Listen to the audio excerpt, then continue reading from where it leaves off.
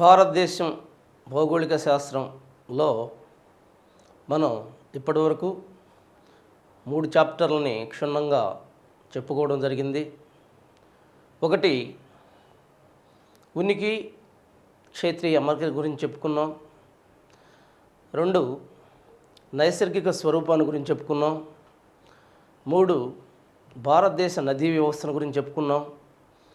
ప్రస్తుతం మనం 4వ చాప్టర్గా చూసినట్టయితే భారతదేశ శీతోష్ణ స్థితి అనే చాప్టర్ని ఇప్పుడు మనం డిస్కస్ చేయబోతున్నాం. భారతదేశంలో ఉన్న విభిన్నమైన పరిస్థితులు, విభిన్న శీతోష్ణ స్థితి పరిస్థితులు, మరి ఆ శీతోష్ణ స్థితి పరిస్థితుల వల్ల భారతదేశంలో ఏ విధమైన పరిణామాలు సంభవిస్తున్నాయి, ఏ రకమైన గాలులు సంభవిస్తున్నాయి, ఏ రకమైన పంటలను పండించడం జరుగుతుంది, ఏ రకంగా విభిన్నమైన మానవ జాతి మనుగడ సాగిస్తుంది, మరి ఈ శీతోష్ణ స్థితి పరిస్థితుల వల్లే సంస్కృతులు ఒక భూభాగం యొక్క సంస్కృతులు అనేవి రకరకాలుగా ఉంటున్నాయి. మరి వీటన్నిటిని గురించి కూడా మనం ఇప్పుడు భారతదేశం యొక్క శీతోష్ణ స్థితి అనే చాప్టర్ ద్వారా మనం తెలుసుకోబోతున్నాం. జాగ్రత్తగా ఉండాలి. ఇప్పుడు దాకా మనకు వచ్చినవన్నీ కూడా కొంచెం మ్యాప్ బేస్డ్ ఓరియంటెడ్ అయినప్పటికీ వాటన్నిటిని కూడా యాక్చువల్గా ప్రతి పదం కూడా గుర్తుంచుకోవలసిన ఆవశ్యకత ఉంది. మనకు దాని గురించి పెద్ద అవగాహన కాకపోయినా సరే మగ్గింగ్ చేసుకునేసి చదివే అవకాశం తక్కిన ఇప్పుడు చెప్పుకున్న 3 ఉంది. కానీ శీతోష్ణ స్థితి అనే దాన్ని మీరు క్షుణ్ణంగా కంప్లీట్గా దీని యొక్క కాన్సెప్ట్ అర్థం కావాలి. ఫస్ట్ శీతోష్ణ స్థితి గురించి మనం చదవాలి అంటే కాన్సెప్ట్ ఖచ్చితంగా మనకు తెలిసి ఉండాలి. ఇప్పుడు మనం చూద్దాం. శీతోష్ణ స్థితి ఒక్కొక్కటి రాసి నేను మీకు ఒక్కొక్క పదం రాసి కంప్లీట్గా మీకు చెప్తూ ఉంటాను. జాగ్రత్తగా చూసుకోండి. శీతోష్ణ స్థితి,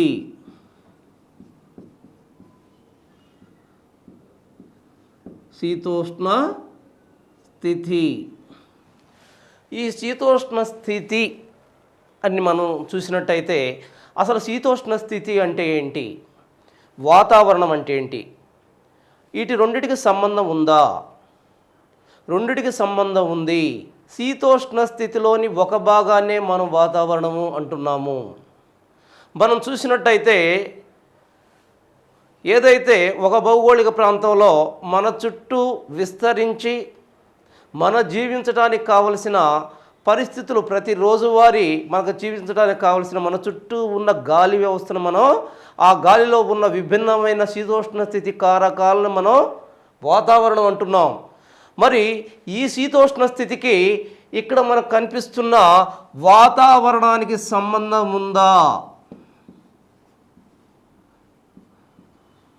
దీన్నే అట్మాస్ఫియర్ అంటున్నాము.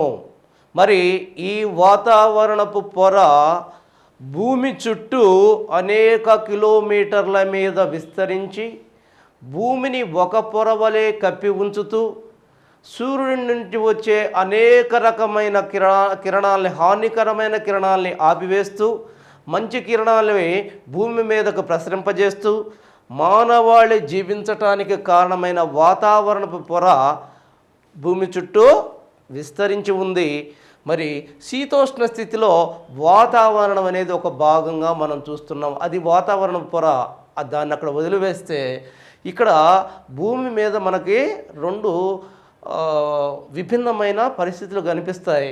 ఒకటి శీతోష్ణ స్థితి, 2 వాతావరణం. ఈ శీతోష్ణ స్థితిలో వాతావరణం అనేది ఒక అంతర్భాగంగా ఉంటుంది. శీతోష్ణ స్థితి అంటే ఏంటి? ఏదైనా జాగ్రత్తగా వినండి.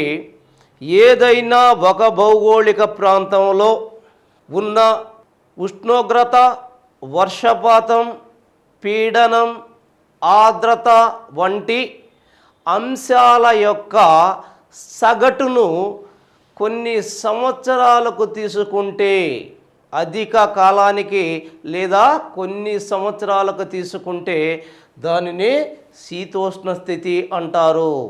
దీనిని సగటున మినిమం 30 నుంచి 35 సంవత్సరాల వరకు తీసుకుంటారు. భారతదేశం దీన్ని 100 సంవత్సరాల వరకు తీసుకుంది. దీన్నే శీతోష్ణ స్థితి అంటారు. 2 వాతావరణం. వాతావరణం అంటే ఏమిటి? వాతావరణాన్ని మనం చూసినట్టయితే ఇదే రకంగా వర్షపాతం, ఉష్ణోగ్రత మరియు పీడనం, ఆర్ద్రత వంటి ఈ శీతోష్ణ స్థితి అంశాలను కొన్ని గంటలకు కానీ లేదా కొన్ని రోజులకు కానీ తీసుకున్నట్టయితే మనం దాన్ని వాతావరణము అంటున్నాము. ఈ వాతావరణం అనేది చాలా తక్కువ టైంలో మనం తీసుకుంటాం కాబట్టి ఇది గతిశీలమైనది, మార్పుకు లోనవుతుంది. మరి శీతోష్ణ స్థితి అనేదాన్ని మనం చాలా కాలానికి తీసుకుంటున్నాం కాబట్టి ఇక్కడ శీతోష్ణ స్థితిలో మార్పు ఉండదు. ఈ శీతోష్ణ స్థితి స్థిరమైనది కనుకనే కొన్ని వేల సంవత్సరాల నుంచి ఇక్కడ జీవజాతులు జీవిస్తున్నాయి భూగోళం మీద. శీతోష్ణ స్థితి ఎప్పుడూ స్థిరమైనది. మరి అసలు శీతోష్ణ స్థితి అంటే ఇంగ్లీష్లో క్లైమేట్. దీని అధ్యయనాన్ని క్లైమటాలజీ, శీతోష్ణ స్థితి శాస్త్రము అంటారు. ఈ క్లైమేట్ అనే ఆంగ్ల భాషా పదం ఇది.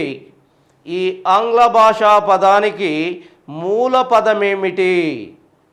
ఆంగ్ల భాషా పదానికి మూల పదం క్లైమా అనే గ్రీకు పదము. క్లైమా అనే గ్రీకు పదం. దీనికి అర్థం సూర్యకిరణాలు వంగి ప్రయాణించడం.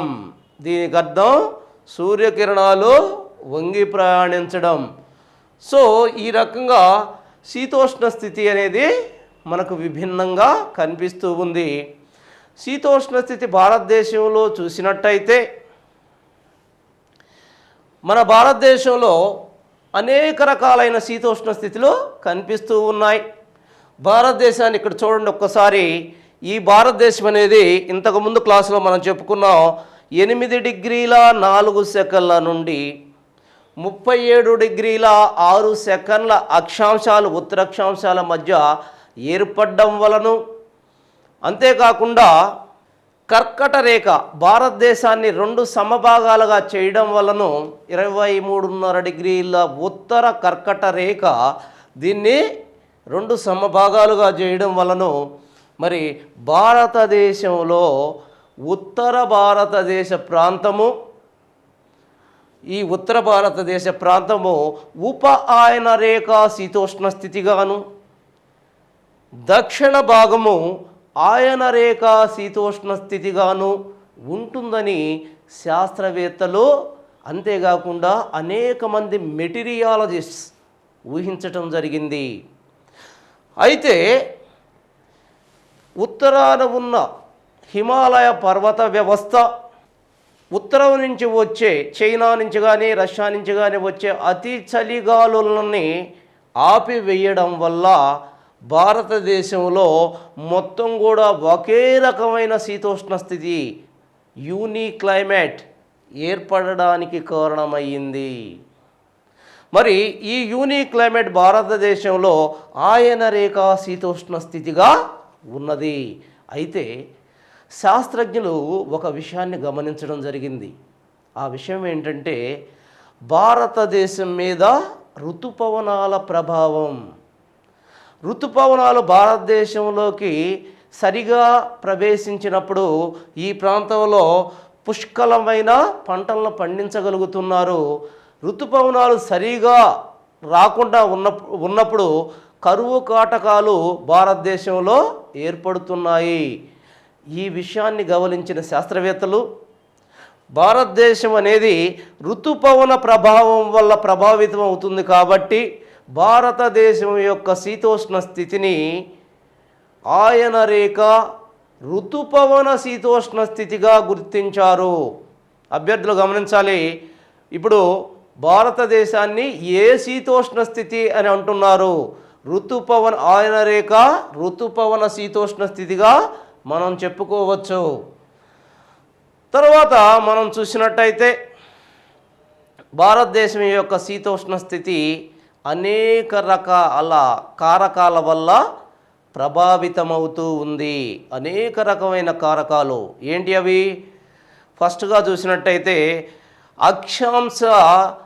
అక్షాంశం యొక్క మూమెంట్, అంటే భూమధ్య రేఖ నుండి అక్షాంశాల పరంగా చూసినట్టయితే భారతదేశం యొక్క శీతోష్ణ స్థితి మార్పు కలుగుతూ ఉంది. చూడండి ఒక్కసారి, భారతదేశం యొక్క దక్షిణ భాగంలో మనకి భూమధ్య రేఖ కనిపిస్తుంది.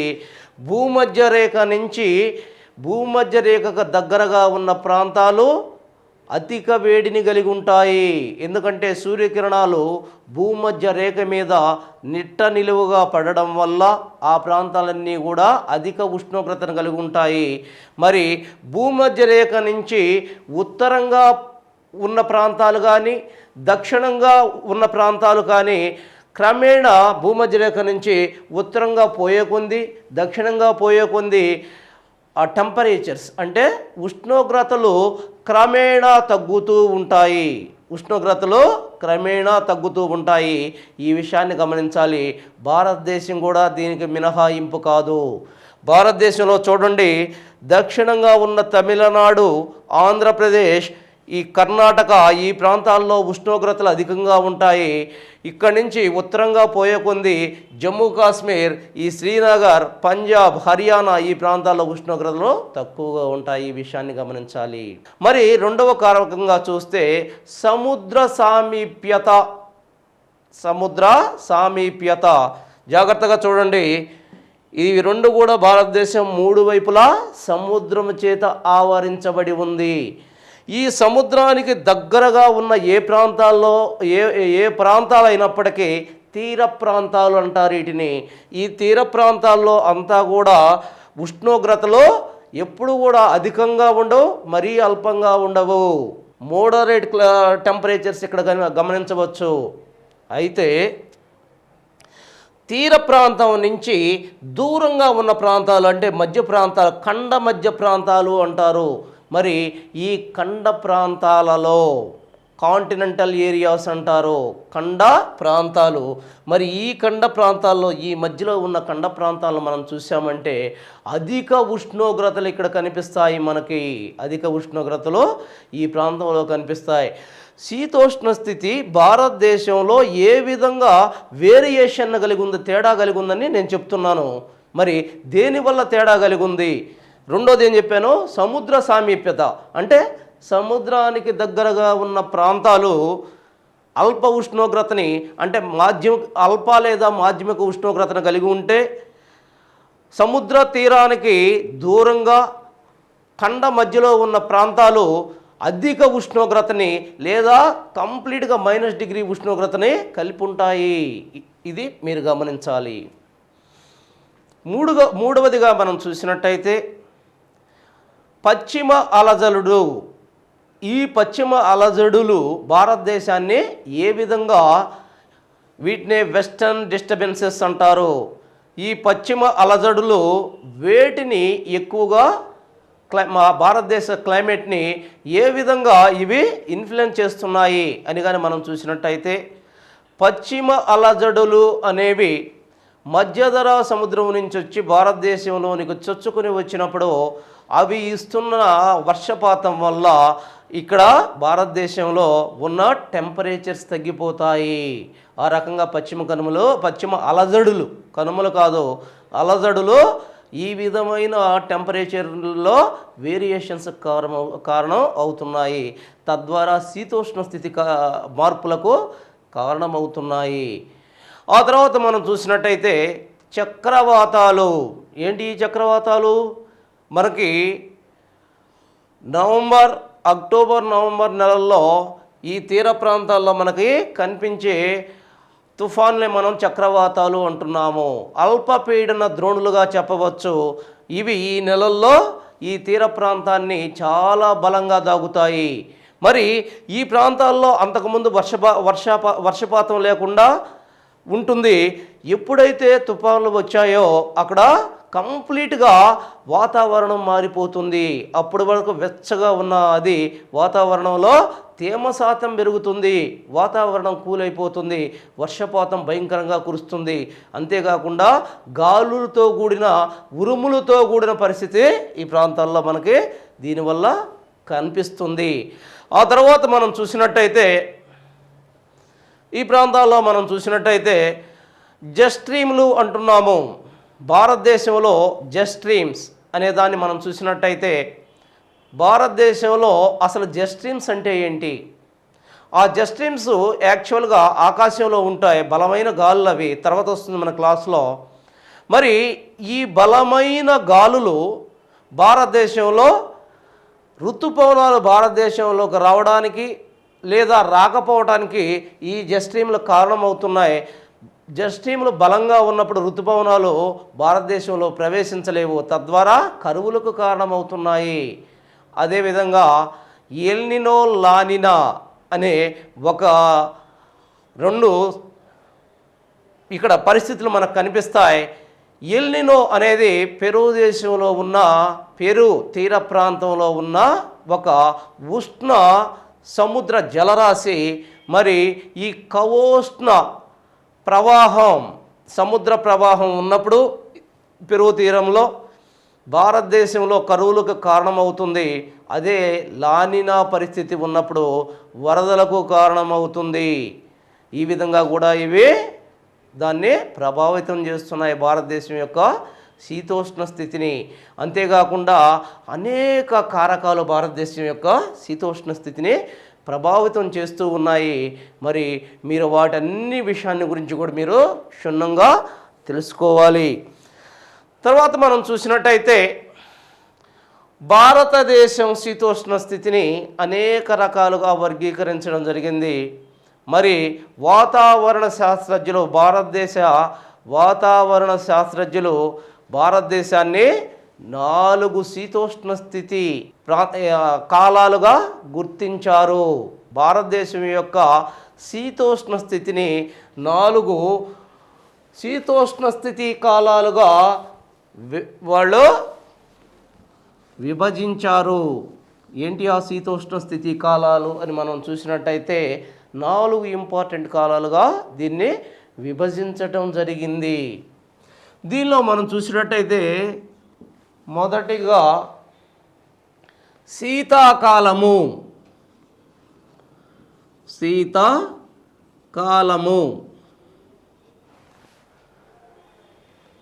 2 వేసవికాలము, 3 వర్షాకాలము.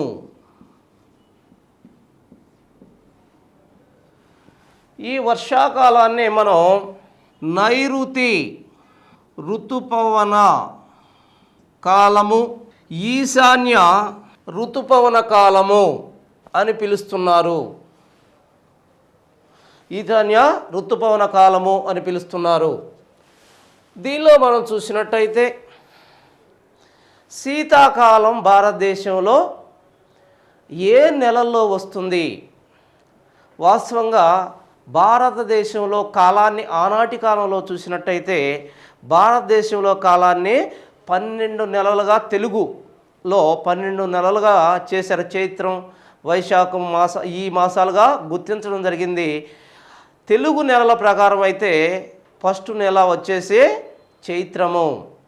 అదే ఫస్ట్ తెలుగు డేట్ వచ్చేసి మార్చి 22.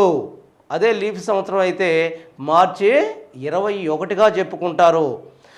అయితే మన శాస్త్రజ్ఞులు దీన్ని ఈ కాలాన్ని 4 కాలాలుగా మాత్రమే డివైడ్ చేశారు. ముఖ్యంగా 3 కాలాలుగా డివైడ్ చేశారు. ఈ 3వ కాలాన్ని మళ్ళీ 2 కాలాలుగా డివైడ్ చేశారు. దీన్ని నైరుతి ఋతుపవన కాలం, ఈశాన్య ఋతుపవన కాలం అని దీన్ని విభజించడం జరిగింది. దాంతో మనకి 4 కాలాలు, 12 నెలల కాలాన్ని, భారతదేశం యొక్క కాలాన్ని 4 శీతోష్ణ స్థితి కాలాలుగా మనం విభజించుకున్నాము. దీని ప్రకారం మనం చూసినట్టయితే శీతాకాలము యాక్చువల్గా ఈ కాలాలు ఈ గమనం దేనివల్ల ఏర్పడుతుంది? సూర్యుడి యొక్క గమనం వల్ల. ముందు దీనికి కొంత ఇంట్రడక్షన్ చెప్తాను. ఫస్ట్ దీన్ని అర్థం చేసుకోవాలంటే సూర్యుడి యొక్క గమనం వల్ల సూర్యుడు ఎలా గమిస్తున్నాడు వరల్డ్ను కానీ మనం ఒక్కసారి వేసినట్టయితే ఇది ప్రపంచము.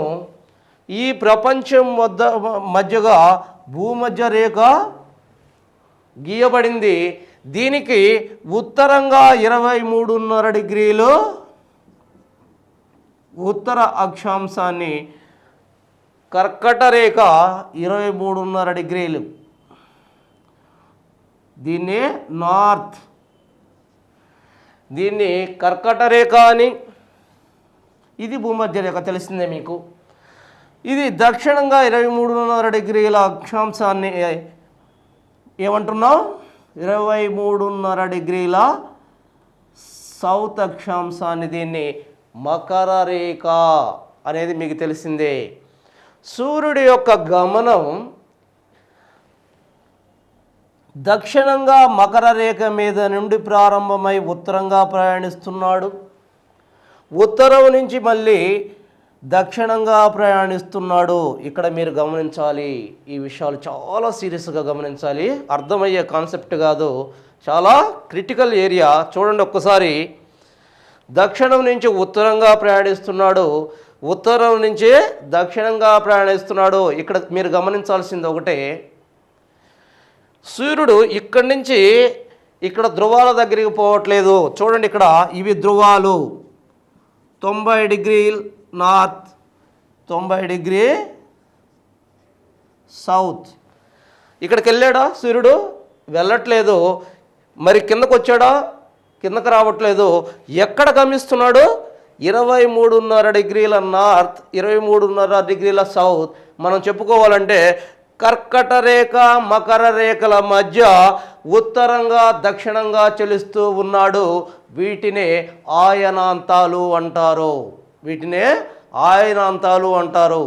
ఇది ఉత్తర ఆయనాంతం. దక్షిణం నుంచి కదలి ఉత్తరంగా పోయేదాన్ని ఉత్తర ఆయనాంతమని, తర్వాత ఉత్తరం నుంచి కదిలి దక్షిణంగా వచ్చి సూర్యుడు గమనించడాన్ని దక్షిణ ఆయనాంతం లేదా వింటర్ సాల్స్టైస్. ఇంగ్లీష్లో వర్డ్స్ ఇంగ్లీష్లో కూడా చాలా గుర్తుపెట్టుకోండి, మీకు చాలా ఇంపార్టెంట్ ఇది. వింటర్ సాల్స్టైస్ అని, ఇది సమ్మర్ సాల్స్టైస్. ఏది? దక్షిణం నుంచి ఉత్తరంగా పోవడాన్ని సమ్మర్ సాల్స్టైస్ అని, ఉత్తరం నుంచి దక్షిణంగా రావడాన్ని వింటర్ సాల్స్టైస్ అని చెప్పడం జరిగింది. మరి ఉత్తరంగా పోయేటప్పుడు ఉత్తరంగా పోతున్నాడు. ఇక్కడ 23.5 డిగ్రీల కర్కట రేఖ మీద సూర్యుని కిరణాలు నిట్ట నిలువుగా ప్రసరించే రోజు ఏ రోజు అని అడుగుతున్నాడు. చూడండి, జూన్ 1 తేదీ. ఎన్నో తేదీ ఇది? జూన్ 1 తేదీ. ఇక్కడ మీరు చూసినట్టయితే ఇది డిసెంబర్ 22. క్వశ్చన్స్ చూడండి, చాలా సింపుల్గా వస్తాయి కానీ చాలా క్రిటికల్గా ఉంటాయి. సూర్యుడు దక్షిణం నుంచి ఉత్తరానికి వెళ్ళేటప్పుడు ఉత్తరాయణాంతం చివరి రోజు ఏది అంటాడు? ఉత్తరాయణాంతం చివరి రోజు జూన్ 1 రోజు. ఉత్తరాయణాంతం చివరి వచ్చేసాడు. ఇక అంతే, మళ్ళీ ఇక్కడి నుంచి వెనక్కి తిరుగుతున్నాడు. ఇంకొకటి కూడా అడుగుతాడు, దక్షిణాయనాంతం ప్రారంభ రోజు ఏంటి? జాగ్రత్తగా ఇట్టే చూడాలి మీరు. దక్షిణాయనాంతం ప్రారంభ రోజు ఏది? జూన్ 1. ఆఖరి రోజు అదే, దక్షిణాయనంతం ప్రారంభం రోజు అదే, కన్ఫ్యూజ్ కావద్దు. మళ్ళీ ఇక్కడ చూసినట్టయితే దక్షిణాయనాంతం యొక్క ఎండ్ రోజు చివరి రోజు ఏది అంటే డిసెంబర్ 22. ఉత్తరాయనాంతం యొక్క ప్రారంభం రోజు ఏదన్నా డిసెంబర్ 22. వీటిని గమనించాలి మీరు. మరి సూర్యుని యొక్క గమనం ఉత్తరం నుంచి దక్షిణం నుంచి ఉత్తరానికి, ఉత్తరం నుంచి దక్షిణానికి ఇట తిరిగేటప్పుడు ఈ ప్రాంతంలో సూర్యుడు ఉత్తరార్ధగోళంలోకి వచ్చినప్పుడు దక్షిణార్ధగోళంలో చలికాలం, దక్షిణార్ధగోళంలోకి వచ్చినప్పుడు ఉత్తరార్ధగోళంలో వైస్ వర్సగా ఉంటుంది, చలికాలం ఉంటుంది. అంటే సూర్యుడి యొక్క గమనం ఎటుంటే అటు వేసవికాలం అని మనం చెప్పుకుంటున్నాం. సూర్యుడి యొక్క గమనం వేరే దానికంటే చూడండి, భూమధ్య రేఖ దీన్ని రెండుగా చేసేయని చాలాసార్లు చెప్పాము ఈ విషయాన్ని. భూమధ్య రేఖ రెండు హాఫ్స్గా చేసింది భూగోళాన్ని. పైదాన్ని ఉత్తరార్ధగోళం అన్నాం, కింద దాన్ని దక్షిణార్ధగోళం అన్నాం. సూర్యుడు గమనం దక్షిణార్ధగోళంలో ఉన్నప్పుడు ఉత్తరార్ధగోళంలో శీతాకాలం, సూర్యుడు గమనం ఉత్తరార్ధగోళంలో ఉన్నప్పుడు దక్షిణార్ధగోళంలో శీతాకాలం. ఈ విషయాలు మీరు గమనించుకోవాలి. వేసవికాలం కూడా అంతే. సూర్యుడు దక్షిణార్ధగోళంలో ఉన్నప్పుడు దక్షిణార్ధగోళంలో వేసవికాలం, సేమ్ టైం ఉత్తరార్ధగోళంలో శీతాకాలం. అదే కాకుండా సూర్యుడు ఉత్తరార్ధగోళానికి వచ్చినప్పుడు ఉత్తరార్ధగోళంలో వేసవికాలం, దక్షిణార్ధగోళంలో శీతాకాలం. దానివల్లే భారతదేశం ఎక్కడుంది? ఉత్తరార్ధగోళంలో ఉంది, పూర్వార్ధగోళంలో ఉంది చెప్పుకున్నాం మనం. మరి అటువంటప్పుడు సూర్యుడు గమనం యాక్చువల్గా దీంట్లోనే చూపిస్తాను మీకు. ఎక్కడున్నాడు?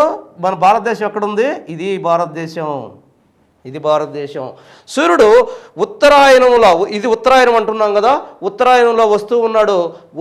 వచ్చే కొంది ఎప్పుడైతే దగ్గరికి వస్తూ వస్తూ వస్తూ వస్తూ వస్తూ ఉంటాడో వచ్చే కొంది భారతదేశంలో ఈ కాలాలు మారుతున్నాయి.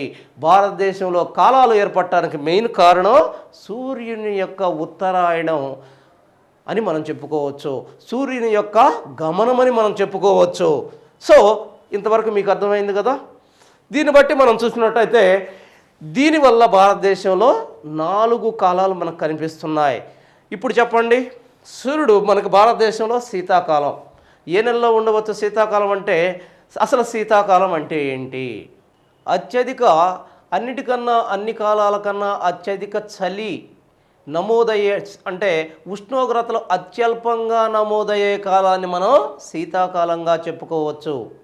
మరి ఈ శీతాకాలం భారతదేశంలో మనకి అనేక ప్రాంతాల్లో కనిపిస్తూ ఉంది. ఉత్తర భారతదేశంలో దక్షిణ భారతదేశంతో పోల్చిన అధిక శీతాకాలం మనకు కనిపిస్తుంది. అల్ప ఉష్ణోగ్రతలు ఇక్కడ నమోదవుతాయి. ముఖ్యంగా జమ్మూ కాశ్మీర్లో కానీ మైదాన ప్రాంతాల్లో కూడా కొన్ని ప్రాంతాల్లో అత్యల్ప ఉష్ణోగ్రతలు ఈ కాలంలో మనకు నమోదవుతాయి. ముఖ్యంగా ఏ నెలల్లో ఉంది ఈ శీతాకాలం అని మనం చూసినట్టయితే డిసెంబర్, జనవరి, ఫిబ్రవరి, ఈ కాలాన్ని జాగ్రత్తగా గుర్తుపెట్టుకోవాలి. 3 నెలల కాలాన్ని మనం శీతాకాలం అంటున్నాం. డిసెంబర్, జనవరి, ఫిబ్రవరి, ఈ 3 నెలల కాలాన్ని మనం శీతాకాలం అంటున్నాము. ఈ శీతాకాలంలో భారతదేశంలో ఉన్న 2/3 వంతు ప్రాంతాలలో ఉష్ణోగ్రతలు 21 డిగ్రీ సెంటీగ్రేడ్ కన్నా తక్కువగా ఉంటాయి. మరి ఈ కాలంలో గాలిలో తేమ పెద్దగా ఉండదు, పొడిగా ఉంటుంది, ఆకాశం నిర్మలంగా ఉంటుంది. ఈ ప్రాంతంలో వర్షపాతం అనేది పెద్దగా సంభవించదు. అక్కడక్కడ చిరుజల్లులు అప్పుడప్పుడు కురుస్తాయి, కానీ ఇవి పంటలు పండించడానికి అవసరమైనంత వర్షపాతం ఇక్కడ మనకు కనిపించదు. మరి ఈ శీతాకాలాల్లో ముఖ్యంగా మనం చూసినట్టయితే ఉష్ణోగ్రతలు దక్షిణం నుంచి ఉత్తరానికి తగ్గుతాయి, అదేవిధంగా తూర్పు నుంచి పశ్చిమానికి తగ్గుతాయి. ఇవి మీకు ఏ చాప్టర్స్లో, మీ మామూలు సిలబస్లో నేను చెప్పే ఈ ఎనాలిసిస్ కనిపించదు. జాగ్రత్తగా గుర్తుపెట్టుకోండి, సివిల్ సర్వీసెస్లో వస్తుంది ఇది. ఈ రకంగా ఉష్ణోగ్రతలు తగ్గుతాయి. ఎటు నుంచి ఎటు తగ్గుతాయి, ఎటు నుంచి ఎటు పెరుగుతాయి అనేది ఇంపార్టెంట్. దాంతో ఈ ప్రాంతం మొత్తం చూడండి, కంప్లీట్గా చూపిస్తున్నాను మీకు. ఈ ప్రాంతం మొత్తం అధిక పీడన ప్రాంతాలు ఉంటాయి. ఆగ్నేయంగా దీంతో పోలిస్తే అల్పపీడన ప్రాంతాలు ఉంటాయి. ఆగ్నేయం నుంచి అల్పపీడన ప్రాంతం వైపు గాలులు వీస్తూ ఉంటాయి. అంతేకాకుండా ఈ కాలంలో ఉత్తర భారతదేశంలో కురిసే హిమపాతాన్ని హిమావత్ అంటారు. జాగ్రత్తగా గుర్తుంచుకోండి, హిమావత్ అంటారు.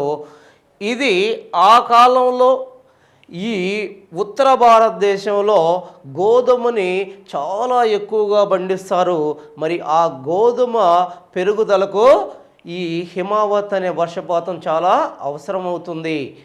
అయితే గోధుమ యొక్క పంట కాలానికి ముందు, కొన్ని నెలల ముందు వర్షపాతం లేకుండా ఇబ్బంది పడే పరిస్థితులు కనిపిస్తాయి ఇక్కడ. ఇదే సమయంలో ఈ కాలంలో ప్రపంచంలో ఒకే ఒక మండలంలో వర్షపాతం సంభవిస్తుంది. దీనినే శీతాకాల వర్షపాతం అంటున్నాం. ఇది ప్రపంచ పటాన్ని మీరు ఖచ్చితంగా గమనించాలి. మధ్యధరా సముద్రం ఉంది. ఎక్కడుంది మధ్యధరా సముద్రం? ఆఫ్రికా, ఐరోపా ఖండాల మధ్యలో మనకు కనిపిస్తుంది మధ్యధరా సముద్రం అనే సముద్రం. ఈ ఒక్క సముద్రం దగ్గర ఉన్న ప్రాంతాల మీదనే శీతాకాల వర్షపాతం సంభవిస్తుంది. ఈ శీతాకాల వర్షపాతం ఏ విధంగా సంభవిస్తుంది? అక్కడ ఉన్న అల్పపీడన ద్రోణులు అనే వాటి ద్వారా సంభవిస్తుంది. ఈ అల్పపీడన ద్రోణులు మనకు ఎక్కడ ఉంటుంది? భారతదేశం అక్కడ ఉంటే ఇది ఈ ప్రాంతంలో మనకు కనిపిస్తుంది. జస్ట్ ఊరకు చూడండి, ఈ ప్రాంతంలో కనిపిస్తుంది. మరి పశ్చిమంగా కనిపించిన దీని గుండా అల్పపీడన ద్రోణులు పశ్చిమ జట్ల రూపంలో ప్రయాణిస్తూ ఇరాన్, ఇరాక్, పాకిస్తాన్ మీదుగా ప్రయాణిస్తూ భారతదేశాన్ని చేరుకుంటాయి. మరి భారతదేశాన్ని చేరుకున్నప్పుడు ఇవి కవోష్ణ పవనాలు, అంటే ఉష్ణ పవనాలు. ఇక్కడ భారతదేశంలో శీతాకాలం ఉంది. ఈ కవోష్ణ పవనాలు భారతదేశంలో ఈ శీతల పవనాలని ఢీకొన్నప్పుడు, కలిసినప్పుడు ఒక్కసారిగా అధిక టెంపరేచర్ ఉన్న దాని మీద నీళ్లు కొడితే ఏమవుతుంది? ఒక రకమైన పొగ ఏర్పడుతుంది. అదేవిధంగా ఈ కవోష్ణ పవనాలు ఎప్పుడైతే ఇక్కడ శీతల పవనాలని తాకాయో ఈ ప్రాంతం మొత్తం కూడా ఉరుములు మెరుపులతో కూడిన జల్లులు కురుస్తాయి. పెద్ద మొత్తంలో పొగ మంచులేస్తుంది. దాన్నే మనం పశ్చిమ అల్లజడులు అని ఎందుకు అంటున్నామంటే వీటి వల్ల ఇక్కడ అల్లజడి సృష్టించబడుతుంది. అయితే దీనివల్ల భారతదేశానికి ఎంతో మేలు జరుగుతుంది. అలజడి సృష్టించబడుతుంది కానీ భారతదేశానికి ఎంతో మేలు జరుగుతుంది. ఎందుకనంటే అదే కాలంలో ఇక కొద్ది రోజుల్లో, అంటే ఇక్కడున్న గోధుమ పంటని కోసే కాలం సమీపించినప్పుడు వర్షపాతం లేకుండా గోధుమ దిగుబడి తగ్గిపోయే పరిస్థితులు ఉంటాయి. మరి ఈ వర్షపాతం ఈ ప్రాంతంలో ఎప్పుడైతే కురుస్తుందో దాంతో ఇక్కడ గోధుమ పంట యొక్క ఉత్పత్తి లేదా ఉత్పాదకత అనేది పెరుగుతుంది. ఈ విషయాల్ని గమనించాలి. రెండవది చూడండి, వేసవి కాలము. ఈ వేసవి కాలాన్ని మనం చూసినట్టయితే వేసవి కాలం భారతదేశంలో ఏ నెలల్లో వస్తుంది అని మనం చూసినట్టయితే వేసవి కాలాన్ని మార్చి నుండి జూన్ మధ్య వరకు వేసవి కాలంగా భారతదేశంలో ఉంటుంది. చూడండి ఒక్కసారి, మార్చ్, ఏప్రిల్, మే, జూన్ మధ్య వరకు అంటే 3.5 నెల మనకి వేసవి కాలంగా మనం పరిగణిస్తాము. ఈ వేసవి కాలంలో మనం చూసినట్టయితే వేసవి కాలంలో వస్తుంది అంటే సూర్యుడి యొక్క గమనం ఎటు నుంచి ఎటు వస్తుంది? సూర్యుడి యొక్క గమనం దక్షిణాన్ని నుంచి ఉత్తరంగా వస్తుంది. ఈ ఉత్తరంగా వచ్చేటప్పుడు ఏదైతే ఉందో ఇక్కడ భూమధ్య రేఖను దాటి ఉత్తరంగా వచ్చేటప్పుడు ఈ మన భారతదేశానికి కొద్దిగా దగ్గర అయ్యే కొంది సూర్యుడి కిరణాలు భారతదేశం మీద నెట్ట నిలువుగా పడే కొంది ఉష్ణోగ్రతలో పెరగటం స్టార్ట్ అవుతూ ఉంది. దగ్గరికి వచ్చే కొంది ఇంకా పెరుగుతూ ఉంటాడు. దాన్ని బట్టి భూమధ్య రేఖ ఇక్కడ ఉంది, ఈ ఇదిలో ఉంటుంది, అంటే భారతదేశం యొక్క దక్షిణంగా ఉంటుంది. భూమధ్య రేఖను దాటిన తర్వాత సూర్యకిరణాలు మొదటగా దక్షిణ భారతదేశాన్ని తాగుతాయి, చిన్నగా ఉత్తర భారతదేశానికి సమీపిస్తూ ఉంటాడు సూర్యుడు. ముఖ్యంగా ఫస్ట్ ఇది వేడెక్కినప్పటికీ ఉష్ణోగ్రతలో వేసవి కాలంలో ఎటు నుంచి ఎటు పెరుగుతాయి అనేది ఇంపార్టెంట్. ఉష్ణోగ్రతలో చాలా ఎక్కువగా పెరిగిపోతూ ఉంటాయి వేసవి కాలంలో. ఈ కాలంలో ఉష్ణోగ్రతలు దక్షిణం నుంచి ఉత్తరంగా పెరుగుతాయి. చాలా జాగ్రత్తగా గమనించాలి. ఇందాక దీనికి కంప్లీట్ ఆపోజిట్గా చెప్పుకున్నాం. శీతాకాలంలో ఏమని చెప్పుకున్నాం? శీతాకాలంలో ఉష్ణోగ్రతలు ఇక్కడి నుంచి ఇక్కడికి తగ్గుతాయని చెప్పుకున్నాం. ఇప్పుడు వేసవి కాలంలో ఉష్ణోగ్రతలు దక్షిణం నుంచి ఉత్తరానికి పెరుగుతూ ఉంటాయి ఈ కాలంలో. అంతేకాకుండా పశ్చిమం నుంచి తూర్పు నుంచి పశ్చిమానికి కూడా పెరుగుతూ ఉంటాయి. చూడండి ఒక్కసారి, ఇటు నుంచి ఇటు పెరుగుతున్నాయి, ఇటు నుంచి ఇటు కూడా పెరుగుతున్నాయి. అంటే ఈ ప్రాంతంలో ఇటు నుంచి ఇటు పెరిగాయి, ఇటు నుంచి ఇటు పెరిగాయి. ఈ ప్రాంతంలో అధిక ఉష్ణోగ్రతలు నమోదవుతాయి. ఈ వేసవి కాలంలోనే అధిక ఉష్ణోగ్రతలు నమోదవుతాయి. దీన్ని బట్టి యాక్చువల్గా ఇక్కడ మనం రెండు బిట్లులాగా చెప్పుకుందాం. భారతదేశంలో అధిక ఉష్ణోగ్రతలు ఏ నెలలో నమోదవుతాయి? వాస్తవంగా అయితే అధిక ఉష్ణోగ్రతలు భారతదేశం మొత్తం మీద జూన్లో నమోదవుతాయి. కానీ దక్షిణ భారతదేశంలో మేలో అధిక ఉష్ణోగ్రతలు నమోదవుతాయి. ఎక్కడ నమోదవుతాయి అధిక ఉష్ణోగ్రతలు అంటే బ్రియా వ్యాలీ. ఇక్కడ చూడండి, జైసల్మీర్ దగ్గర ఉన్న బ్రియా వ్యాలీ అనే ప్రాంతంలో 50 డిగ్రీలుగా నమోదయ్యింది అధిక ఉష్ణోగ్రత. ఆ తర్వాత మనం చూసినట్టయితే అల్ప ఉష్ణోగ్రతలు ఈ ప్రాంతంలో ఎక్కడ నమోదవుతాయని మనం చూసినట్టయితే అల్ప ఉష్ణోగ్రతలు ఇక్కడ ద్రాస్ అనే ప్రాంతం ఉంది. జమ్మూ కాశ్మీర్లో లడక్ ప్రాంతంలో ఉన్న ద్రాస్ అనే ప్రాంతంలో -40 డిగ్రీలు. ఏమాత్రం జస్ట్ ఒక 5 నిమిషాలు కూర్చున్నా కంప్లీట్గా ఫ్రీజ్ అయిపోతాం. 40 డిగ్రీల సెంటీగ్రేడ్ అక్కడ మనకు కనిపిస్తూ ఉంది. మరి ఈ ప్రాంతంలో మనం చూసినట్టయితే ఈ వేసవి కాలం అనేది ఉష్ణోగ్రత కాలం. చిన్న చిన్నగా మార్చిలో ఎండలు స్టార్ట్ అవుతూ ఉంటాయి. ఆ ఎండలు పెరిగి పెరిగి పెరిగి ఏప్రిల్లో పెరిగిన తర్వాత ఈ మేలో కంప్లీట్గా ఉష్ణోగ్రతలు పెరిగిపోతాయి. ఎప్పుడైతే ఉష్ణోగ్రతలు చూడండి, ఇక్కడ మార్చిలో స్టార్ట్ అయింది, ఉష్ణోగ్రతలు పెరిగినాయి. తర్వాత ఏప్రిల్ అయిపోయింది, మే అయిపోయింది. ఈ మే దగ్గరికి వచ్చేలాక ఈ ప్రాంతంలో ఉష్ణోగ్రతలు చాలా ఎక్కువగా ఉష్ణోగ్రతలు పెరుగుతాయి. దాంతో ఈ ప్రాంతంలో కొన్ని రకాల వేడి గాలులు ఈ ప్రాంతంలో ఉత్తర భారతదేశంలో వేడి గాలులు వీస్తూ ఉంటాయి. వీటిని లూ పవనాలు అంటారు. వీటిని ఏమంటారు? లూ పవనాలు. లూ పవనాలు అంటారు. మరి ఈ లూ పవనాలు అనేవి చాలా ప్రమాదభరితంగా ఉంటాయి, అత్యధిక వేడిని కలిగి ఉంటాయి. ఈ ప్రాంతంలో ఎవరైతే వృద్ధులు, చిన్న చిన్న పిల్లలు, గర్భిణీలు ఉన్నారంటే వాళ్ళకి ఇవి చాలా ప్రమాదకరంగా పరిణమిస్తాయి. చాలా జాగ్రత్తగా ఉండాలి. ఆ తర్వాత మనం చూసినట్టయితే ఇక్కడ ఈ ఉష్ణోగ్రతల వల్ల ఈ కాలంలో అక్కడి నీరు అక్కడే ఆవిరై పైకి పోయి చల్లబడి అక్కడనే వర్షిస్తుంది. వాటినే సంవహన వర్షపాతం అంటారు. వర్షపాతం ఇక్కడే చెప్తున్నాను చూడండి. వర్షపాతం 3 రకాలుగా ఉంటుంది ప్రపంచం మొత్తంలో. 1 సంవహన వర్షపాతం, 2 పర్వతీయ వర్షపాతం, 3 చక్రీయ వర్షపాతం. ఇక్కడ మనం చూసినట్టయితే ఈ కాలంలో భారతదేశంలో వచ్చే బిట్టు ఎట్టయినా అడుగుతాడో చాలా జాగ్రత్తగా ఉండాలి. కాన్సెప్ట్ మీ దగ్గర ఉంటే కొన్ని వందల బిట్లు దీనిలో తీసి అడిగినా మీరు చెప్పగలరు. చూడండి, దీన్ని చెప్పేటప్పుడే చెప్తున్నా, వేసవి కాలంలో సంవహన వర్షపాతం వస్తుంది. మీరు పిడి చేయాల్సిన అవసరం లేదు. వేసవి కాలం ఎందుకు వస్తుందని కూడా కాన్సెప్ట్లో చెప్తున్నాను. వేసవి కాలంలో అధిక ఉష్ణోగ్రతల వల్ల అక్కడ ఉన్న నీరు అక్కడే ఆవిరై పైకి పోయి కురుసుద్ది. అట్ట కురవటాన్ని సంవహన వర్షపాతం అంటాం కదా. మరి ఏ కాలంలో వస్తుందంటే సింపుల్గా వేసవి కాలంలోనే గుర్తుపెట్టుకోవాలి. అయితే భారతదేశంలో, ప్రపంచంలో ఇటువంటి వర్షపాతాలు అనేక దగ్గర సంభవిస్తాయి.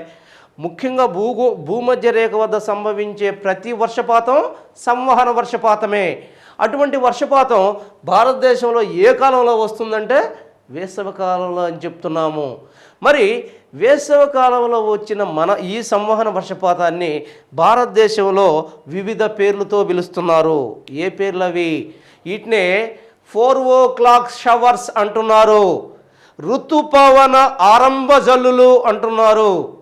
సో అంతకాకుండా మరి ప్రాంతీయంగా ఏమంటున్నారు? మొత్తం మీద 4 o'clock షవర్స్ అంటున్నారు, ఋతుపవన ఆరంభ జల్లులు అంటున్నారు. అలా కాకుండా ఒక్కొక్క డిస్టిక్కి అంటే ఒక్కొక్క స్టేట్కి ఏదన్నా పేరుందా దీనికి అంటే ఉన్నాయి. అనేక రకాలుగా పిలుస్తున్నారు దీన్ని. మీరు చూడండి, మనకు ఋతుపవనాలు ప్రారంభమయ్యేటప్పుడు ఎండాకాలంలో ఋతుపవన ఆరంభ జల్లులు మనకు కురుస్తూ ఉంటాయి. అందుకనే రైతు ఏం చేస్తాడు? పొలానికి పోయే ముందు జస్ట్ కొన్ని వర్షపాతం పడ్డప్పుడు దున్నుకొని వస్తాడు, పదును చేసుకొని వస్తాడు. ఆ తర్వాత వర్షం వచ్చినప్పుడు విత్తనాలు నాటుకోవటానికి వీటిని ఆరంభ జల్లులు అంటున్నారు, ఋతుపవన ఆరంభ జల్లులు. వీటిని కానీ మనం చూసినట్టయితే ఇక్కడ జాగ్రత్తగా ఉండండి. ఒక్కొక్క స్టేట్లో ఒక్కొక్క రకంగా వీటిని పిలుస్తున్నారు. వీటిని కేరళ, తమిళనాడు ప్రాంతాల్లో వీటిని, ముఖ్యంగా ఆంధ్రప్రదేశ్లో కూడా ఈ 3 స్టేట్స్లో వీటిని మ్యాంగో షవర్స్ అంటారు. ఈ కాలంలో వచ్చే మ్యాంగో పంటకి ఇవి ప్రభావితం చేస్తాయి కాబట్టి వీటిని మ్యాంగో షవర్స్ అన్నారు. మరి ఇక్కడ మన దగ్గర వీటిని, అంటే ఆంధ్ర తెలంగాణలో వీటిని తొలకరి జల్లులు అంటారు. తొలకరులని రైతు ఆనందపడతాడు. ఆ తొలకరి జల్లులు ఇవే. ఆ తర్వాత కర్ణాటకలో వీటిని షెర్రీ బ్లోజమ్స్ అంటారు. వీటిని షెర్రీ బ్లోజమ్స్ లేదా కాఫీ షవర్స్ అని అంటారు. ఇవి కాఫీ పంటని ప్రభావితం చేస్తాయి. ఆ తర్వాత చూస్తే వెస్ట్ బెంగాల్ మరియు ఒరిస్సాల్లో వీటిని కాలా బైశాఖీలు అంటారు. కాలా బైశాఖీలు, బడాయి జల్లులు, రకరకాల పేర్లతో పిలుస్తారు. ఆ తర్వాత వీటిని ఉత్తరప్రదేశ్ మరియు బీహార్లో ఆందీలు లేదా గుడ్డి జల్లులు అంటారు. మరి అస్సాంలో చూసినట్టయితే వీటిని నార్వెస్టర్స్ లేదా టీ షవర్స్ అని పిలుస్తారు. నార్వెస్టర్స్ లేదా టీ షవర్స్ అని పిలుస్తారు. ఇన్ని రకాలుగా వీటిని పిలవడం జరుగుతూ ఉంది. దీన్ని బట్టి చూస్తే మనకి వేసవకాలంలో ఏం తెలుస్తుంది? ఆరంభ జల్లులు వస్తాయి, అధిక ఉష్ణోగ్రతలు నమోదవుతాయి. ఇవన్నీ కూడా మనకి ఈ ప్రాంతంలో కనిపిస్తుంది.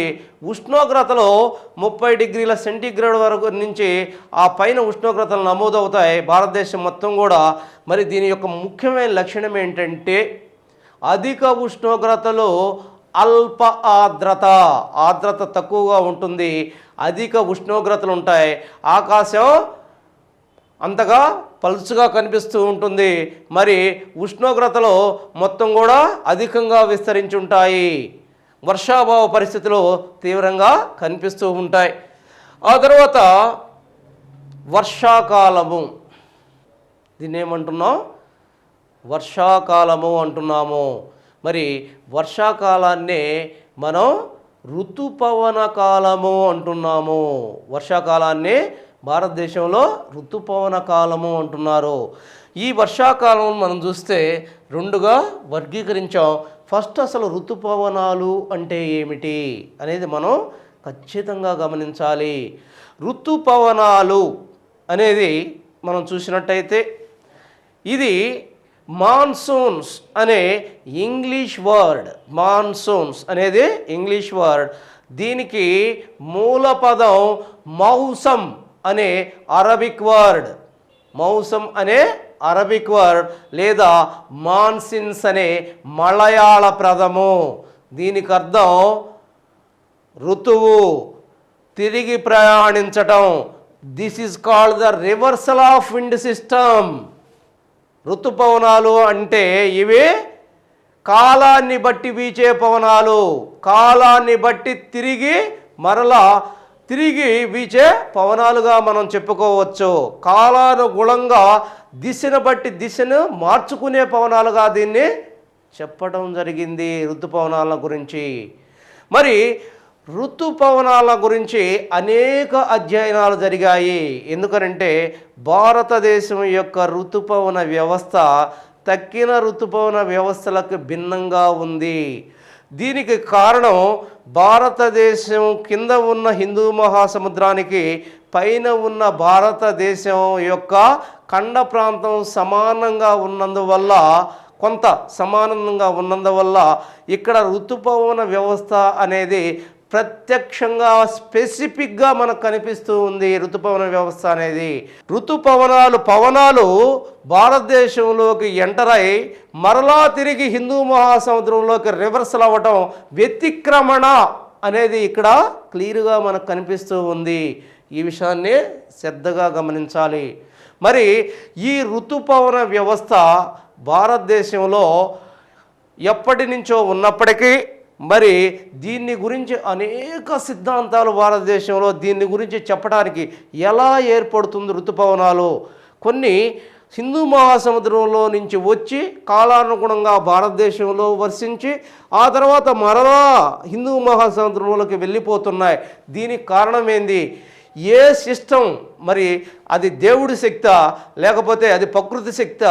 ఏ శక్తి భారతదేశంలోకి వీటిని తీసుకురాగలుగుతుంది? ఋతుపవనాలు లేకపోతే భారతదేశాలు బీడు భూములుగా మారిపోతాయని మనందరికీ తెలిసిందే. మరి ఇటువంటి పరిస్థితి కల్పిస్తున్నందుకు కారణం ఏంది అనేది శాస్త్రజ్ఞులు బుర్రలు బద్దలగొట్టుకున్నారు. అర్థం కాని పరిస్థితి. ఒక్కొక్క శాస్త్రవేత్త ఒక్కొక్క రకమైన సిద్ధాంతాన్ని తీసుకువచ్చాడు. అయితే ఏ సిద్ధాంతం కూడా దీన్ని సరిగా వివరించలేకపోయింది ప్రజెంట్ ఇప్పటికి కూడా.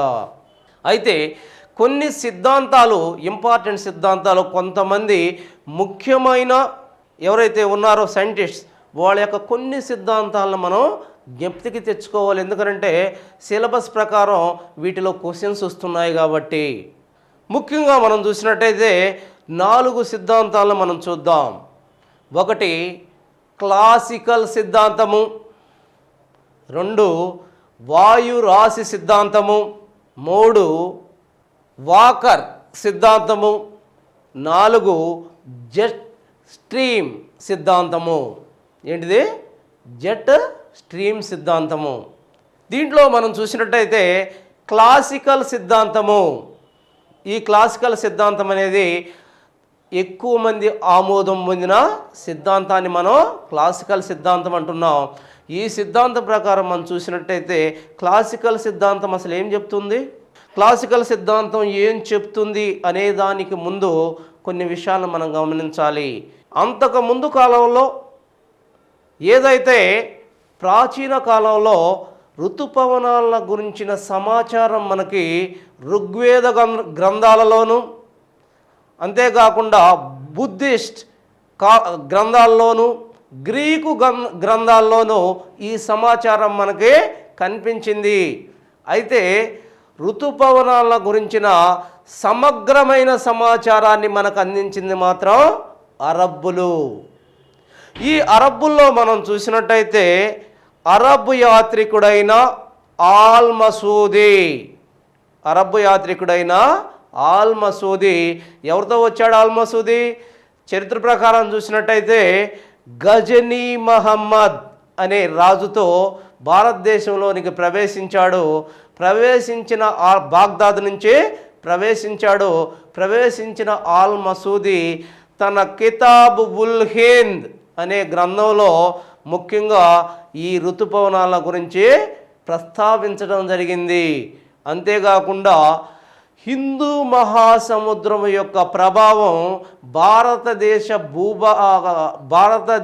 భూభాగం మీద ఉన్న శీతోష్ణ స్థితిని ప్రభావితం చేస్తుందని ఇతను చెప్పడం జరిగింది. ఆ తర్వాత కాలంలో 1686 తర్వాత ఎడ్మండ్ హేలీ, జాగ్రత్తగా గమనించాలి, ఎడ్మండ్ హేలీ అనే అతను ముఖ్యంగా భారతదేశంలో ఋతుపవనాలు ఏర్పడడానికి కారణం ఉష్ణోగ్రత వ్యత్యాసం అని చెప్పాడు. టెంపరేచర్ డిఫరెన్సెస్ అని ఈయన చెప్పడం జరిగింది. ముఖ్యంగా భారతదేశం యొక్క ఉష్ణోగ్రతలకి కింద ఉన్న హిందూ మహాసముద్రంలో యొక్క ఉష్ణోగ్రత వ్యత్యాసం కారణంగానే ఋతుపవనాలు ఏర్పడుతున్నాయని చెప్పినవాడు ఎడ్మండ్ హేలీ. ఇది క్లాసికల్ సిద్ధాంతం యొక్క ఎవరు ఏర్పరిచారు? ఈ క్లాసికల్ సిద్ధాంతాన్ని చెప్పినవాడు ఎవడు? Edmund Halley. రెండవదిగా చూసినట్టయితే మనం వాయురాశి సిద్ధాంతం. ఇక్కడ ఖచ్చితంగా మీరు చూడాల్సిన విషయం, వాయురాశి సిద్ధాంతంలో ఫ్లాంక్ అనే శాస్త్రజ్ఞుడు వాయురాశి సిద్ధాంతాన్ని చెప్పాడు.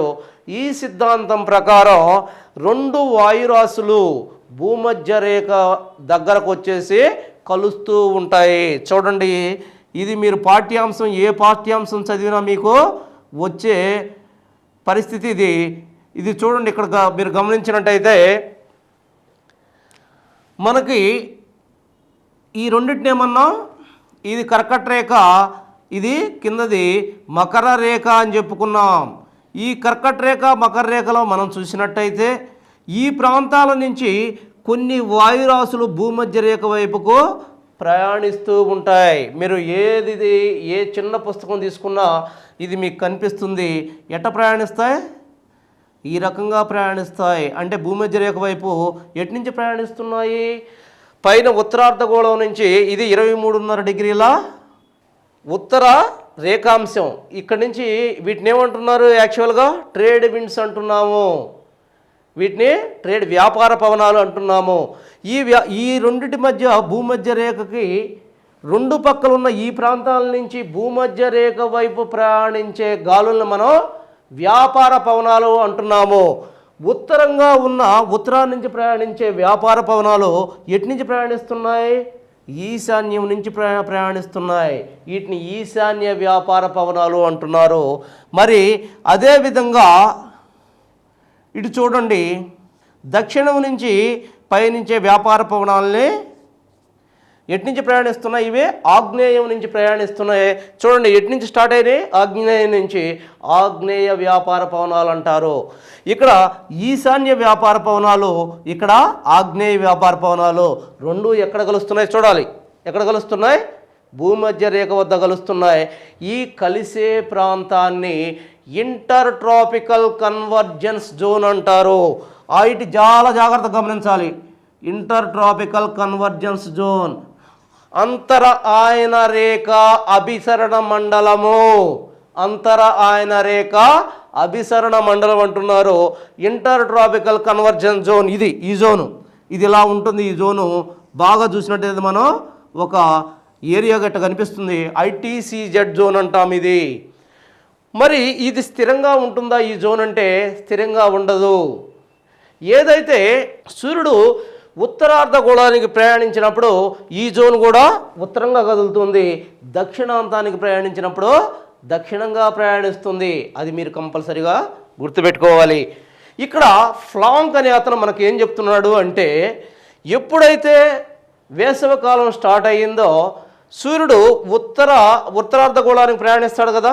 ఉత్తరార్ధగోళానికి సూర్యుడు ప్రయాణిస్తేనే మనకి వేసవికాలం అని మనం చెప్పుకున్నాం ఇప్పుడు దాకా. వేసవికాలానికి ఎప్పుడైతే ప్రయాణిస్తున్నాడో సూర్యుడు, భారతదేశంలో వేసవికాలం స్టార్ట్ అయింది. మరి ఇక్కడ భూమధ్య రేఖ మీద ఉన్న ఈ ఐటీసీజెడ్ జోన్ కూడా ఇటువైపుకి ప్రయాణించింది, పైకి ప్రయాణించింది. పైకి ప్రయాణించినప్పుడు ఈ రెండు గాళ్ళు కలిస్తేనే కదా ఇక్కడ ఐటీసీజెడ్ జోన్ ఏర్పడేది.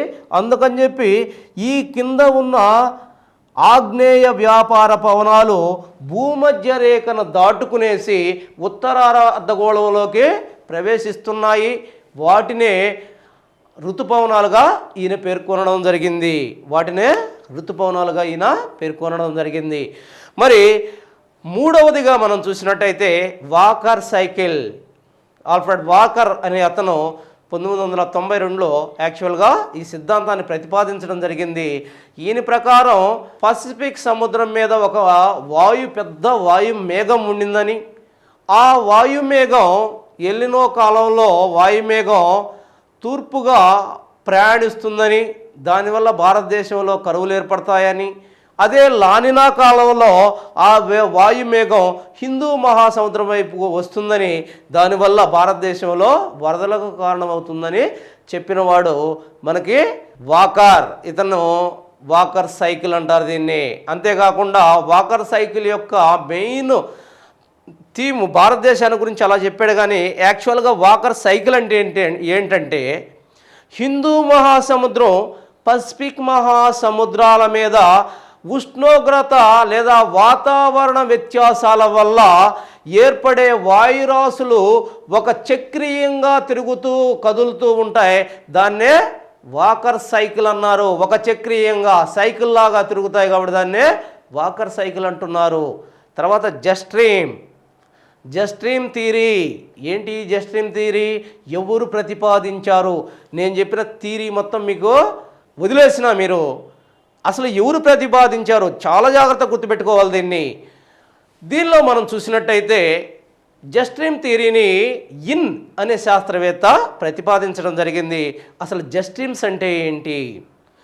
మనం భారతదేశం చుట్టూ అని కాకుండా ప్రపంచం చుట్టూ అంటే భూగోళం చుట్టూ వాతావరణం కొన్ని పొరలుగా ఉందని చెప్పుకున్నాం. వాతావరణం కొన్ని పొరలుగా ఉందనేది మీకు తెలుసు. నెక్స్ట్ క్లాసుల్లో వస్తుంది. అది వాతావరణాన్ని కొన్ని పొరలుగా విభజించారు. ట్రోపోస్పియర్, స్ట్రాటోస్పియర్, మీసోస్పియర్, ఐనోస్పియర్ అనే అనేక పొరలుగా విభజించడం జరిగింది. ఈ ట్రోపోస్పియర్ అనే దాన్ని మనం చూసినట్టయితే ఈ ట్రోపోస్పియర్లో ఎప్పుడు కూడా అంత అల్లకల్లోలాలు జరుగుతూ ఉంటాయి. మరి ఈ ట్రోపోస్పియర్లో పై భాగంలో 12 కిలోమీటర్ల అంటే భూమి నుంచి 12 కిలోమీటర్ల ఎత్తులో ట్రోపోస్పియర్ అనే స్పియర్లో అధిక వేగంతో కూడిన గాలుల్ని జెట్ స్ట్రీమ్లు అంటారు. ఇవి సర్పిలాకారంలో ఉంటాయి, ఒక ట్యూబుల్లాగా ఉంటాయి ఆకాశంలో. చాలా బలమైన గాల్లో వీటి యొక్క వేగం 350 నుంచి 500 కిలోమీటర్ల వరకు ఉంటుంది ఆకాశంలో. మరి ఇంత వేగం గల ఈ వీటిని ఎవరు కనుక్కున్నారు? ఎవరంటే రెండవ ప్రపంచ యుద్ధంలో పైలట్లు కనుక్కున్నారు. యుద్ధానికి వాళ్ళు పోయేటప్పుడు చిన్న అవసరం లేదు ఇక్కడ, కానీ మీ ఇది కోసం నేను చెప్తున్నాను. యుద్ధానికి పోయేటప్పుడు వీళ్ళు ఏ విధమైన వేగం పెంచకుండానే అది మామూలుగా ప్లేను విపరీతమైన వేగం తెలిపోతుంది. అర్థం కాలేదు వీళ్ళకి. యుద్ధం చేసి వచ్చేటప్పుడు మళ్ళీ అదే ప్రదేశం వస్తున్నారు. వీళ్ళు ఎంత వేగం చేసినా సరే